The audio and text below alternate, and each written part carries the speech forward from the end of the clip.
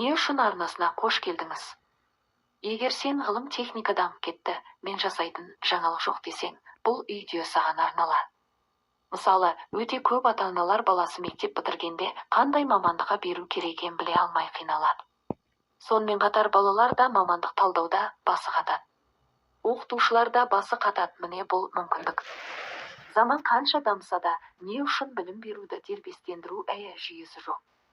Білім беруді дербестендіруге арналған жүйелер бар, бірақ олар әлі кең таралмаған, немесе барлық білім беру жүйелерінде қолданылмайды. Бұл мәселе бірнеше себептерге байланысты.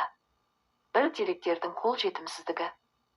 Мәселе, дербестендіру үшін әр оқушы туралы үлкен көлемдегі деректер қажет. Оқушылардың білім деңгейі, қызығушылықтары, күшті және әлсіз жақтары туралы ақпаратты жинау қиын. Мұғалімдер мен мектептер деректерді жинау мен өңдеуге дайын емес болуы мүмкін. Мысал, әрбір оқушының оқу процесі туралы деректер әртүрлі жүйелерде сақталады. Бұл оларды біріктіруді қиындатады. Екі, білім беру жүйесінің әртүрлілігі.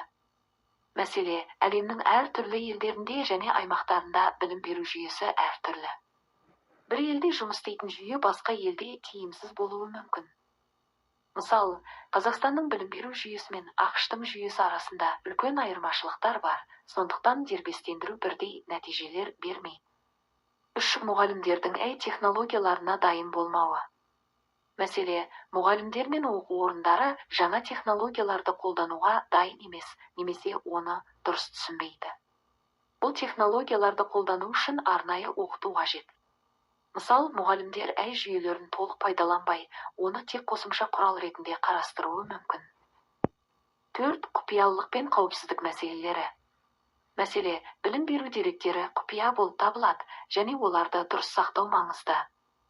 Оқушылардың жеке деректерінің қауіпсіздігі қамтамасыз етілмесе, жүйе сенімсіз болып көрінуі мүмкін. Мысал, білім беру платформаларына жасалған хакерлік шабуылдар жеке ақпараттың жариялануына әкелуі мүмкін. 5. Қаржылық шектеулер.